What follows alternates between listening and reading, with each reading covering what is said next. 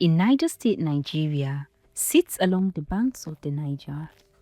For years, its lands has sustained families, providing food, income, and a lifestyle.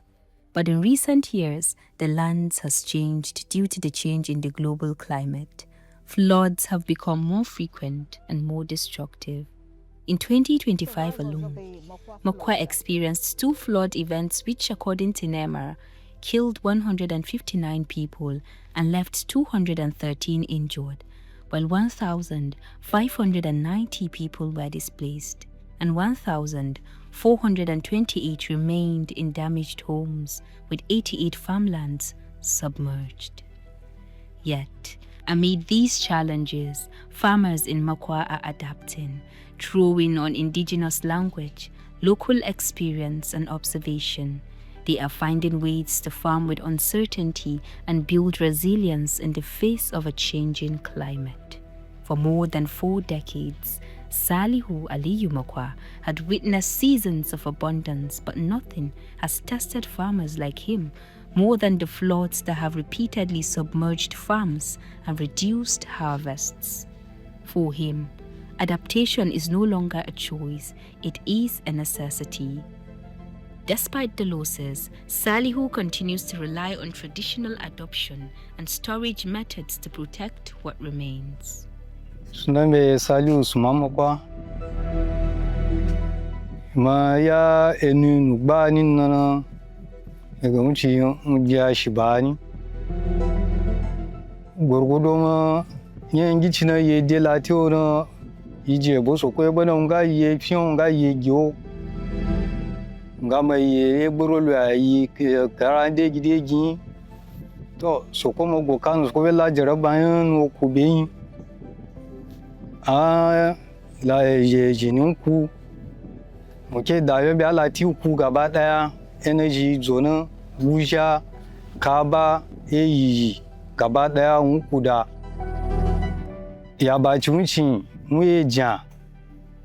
ya no ke da jinbi na yike sana gurgudo unci be unke uku da ka gba ni na be gagabe won ta gba ni na da no tabo gba ni azan be kagbe amma so ko goka na enu ni na ya zanna na mude sauki ena yice de latio na gurgudo yela paile yela ena lobu eshi gbawo na yelude amma daga nan no ya bayin ku iye de kwa ci biya ndoci daga gutsun ayin loguo nga gbani na daga ya baci na jiya na de ya na ilali ya na ya baci na ibede na ngan guta gunya ne le gabia gagan ba na yon da be na ya ji kokari ya ji da waya ku wajika wen simiti ido jika ne laifi na ido ya jika na toju iga toshibo yutayi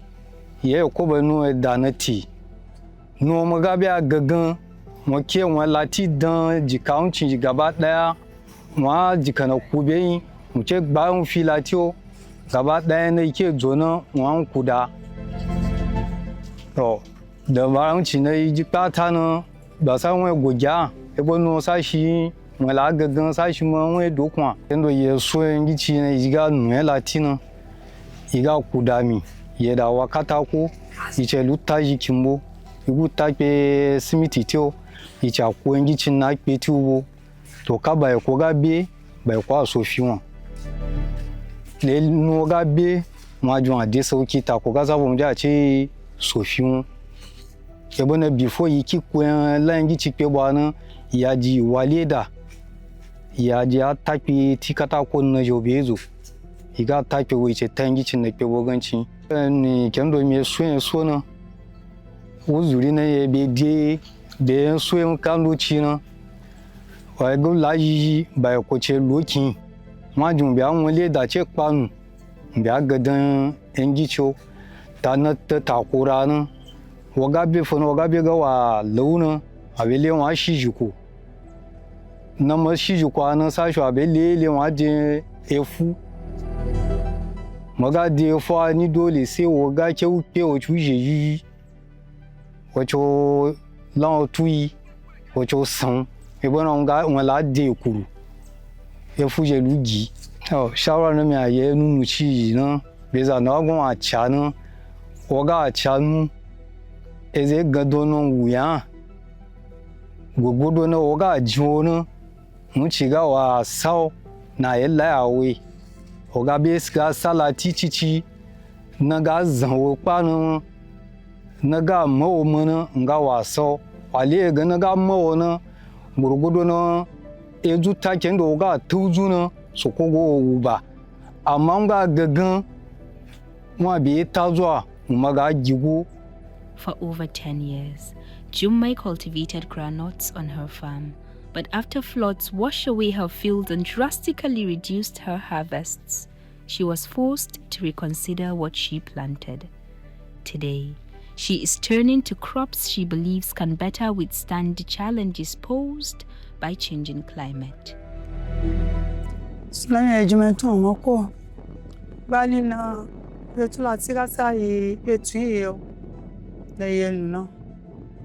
Abatu abachoro dena ichinu no chia imbena gujakata isna ile yezona umaya nunchinu banze agwo ama ibezu abachunchina no ayenku na no ayenku na imezeke bufuno chi yade bufugbo bufushiba bo no ayenku abachunchi ya nama ya ezojeba iye sobe baito na la ya izo pa igba ite labari ezaji jigaraga na unpana kele gabe bie wa kuzo ezo na leguja fondo choga gujala tui oga gujala tui ndo chele ga bi wara kuku bi wale ele unchinga adu dole kaso kwa ose dole nga bo nga shiriko shawara na mdia zana nunu na ndega ga nunu ko dewa de yiga ajo na de kokari wa ji ando no ga je chiga kagwa ya wona. Across the community, farmers are learning from one another, sharing experiences and identifying crops that can survive where others fail. Among them is Usman Biliaminu Kontagura. After years of growing maize, millet and groundnuts, Biliaminu noticed that some crops could no longer cope with the increasing severe floods affecting his farm. His response was to change both what he planted and how he cultivates the land. Through experimentation and observation, he has adopted methods that help his crops survive even when floods arrive. Sunami Usman Biliaminu Kontagura daga Moko micha enu nugbani nana de ya eshi. So energy mfe zo pain na wi guja to kaba to pai energy mfe zo le na gadon. So na no ne be chai disturb de ya gutani. So mi gato tunde yake nan no mi ga guja zo to kaba no be luku wala ke pai jibo de gina. So let me go lugwa mi lancha eso inzo tunde yake nan mi ga da zo eso ele mo fari na ga bebe nchibe tun eso nchi no ga no enzu ni diani eso loyin lo. So ncha je de eso so kan no ne fe bi for more than 3 years gba ni na we bi on be disturb na eso la wuga kanga ni before no bia na nga cha flower engine then from flower nga cha produce na kan no na ga bi gan disturb nga bi unde ga bi ku then kan ga niki mo still continue producing. So till the time I will come and harvest, na time na me abia engi chukuna mo ajun dora ebo na mi ga guja zo me de guja kanu chinwe gun ko 20 bag ndo chima ya ndo chinwe gun 15 bag then kaba mi ga bi harvest me de 5 bag 6 bag 2 mila janwa so lokacin so mbe janwa na kaba mi wa increase amount de ya gutani ne be na to kaba mi zo bia ebo na ka oguzo no ga dabi unshi bakiani mwe jana ga bia so ngala mchilo ya kaba bia ezo na ji medie lokacin mi cha jinzo eso inzo lokacin ikere na ngai mi ga da duzo kan loci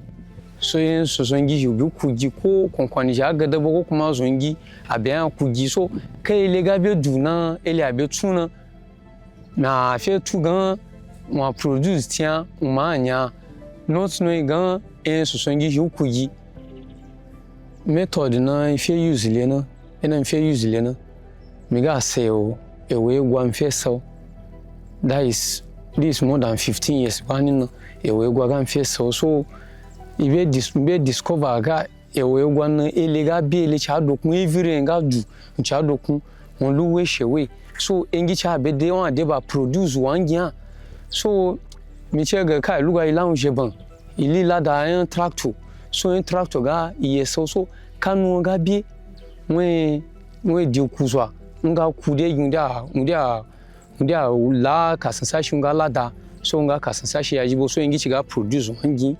so 3 years gban na mi cha eso inzo no 3 years gban na mi cha eso inzo no so kanu ga bi mu di agba ewolo ama ngi chin dega eso dega agoro la da kimbwani won ade ba la eso go ga o to ga chine no ada abun ama so le eso yijina nini. Adaptation is not only about changing crops, it is also about timing, knowing when to plant, how to preserve seeds, and how to prepare for uncertain rainfall can determine whether a harvest succeeds or fails. For Hassan Usman, these decisions are rooted in experience. He comes from a farming family. Suname Hassan Usman daga Mako. To ba su kona yanu inu awon ga barakatani. Tun wale ya gucin jigbani yedde matsala yanuwa nye lembu lati abun nan yana ga jukpa ta na gaskiya ele luku so gbani da ne ye jone ye luku na gbani daga ele ya guto gbani ya change da pai ta ye jo gbani bona pai no ga benu e gunkwa ke be kabe daga nan wan kwana no kwanu ga ku wa ku zwa don ga ye jo gbani da gwabo iga to ilan wi da pai be kabe daga ne le gunkwa na to bani de tona bia ja che no ne bena ye dara joyi ade yi no chi na ye dara joka elega chi de leni ko zuguba e da jo ade yi ne ge twagutana bai dabo na ga joye ya twani twagu alo twagu ne ka fe gan nu bebe kagbona wale wen la ge ye la chi de kuto chi ga tai ya pagbani e tu ide ngisanga isana la ti nga isana yo gaskiya to ne mai chalati na ya chi mi jigbana esa yi me ja afani bo gorogodo ama yamachi yi pepe enunu ama be yi me be pe na enu ga itwe ya da bia ha be na jira nan ga yi me enu ga isana yo yi me gaskiya gorogodo afani de ye debo ga ye la chen wala yo change la fu itwe yi deji smakanta enu ga yenu ga yenu iche lawo tegijo eji sashi fitumbo enu ga yenu iche lawo bukatan egijo so kun bi enu na ide sanando de go nga le latina bana so nga yenu iche gio imefion iche ke upeji lo makanto daga primary harbe secondary harbe high institution sashi fibani enu nga yenu iche lawo ka kagbani oga ko video wale sashi efi wa enu da ebo na yin ye fo ukedina gama lawo ichi flaka cha afia bana makanto ko bana lotwan ikwa fi ton gbani na ba jone ye de zo iseren abo kiamre ge elega ben ni guba yeda juena elega du suni zuguba wale waga ban ejo ma gan wa kan lokacin da cewa ga 1 month ko 2 month an ga ela ke shibia wale gan yi to ejo cike ya bo so iga enunu iga ba che ya nu chengi la tukuna ya sa shi la fijika ila file da ila fijika you just story sa shi ne iga be yejo rai be la fie na yewu pa yulata fitio bana wo ke kitchen na bana egunana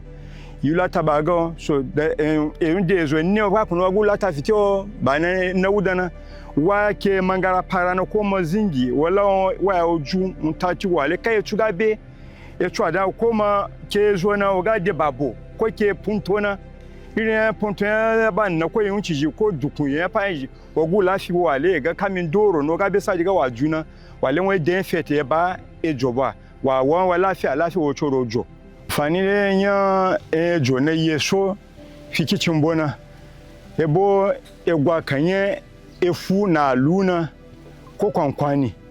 na ju damuwa na walunga da bon na wunci ne hiti ne wunci ne da tula na mo kagwa efu na giwu na ebo ye jona wanya na ko kwankwani na giwu ga jonya na waga de akagi wa lafi wa waga de akagi wujin be akagi wa sope tibo wale ga ade so ngi kwendo china be wala kamino ga suna tiga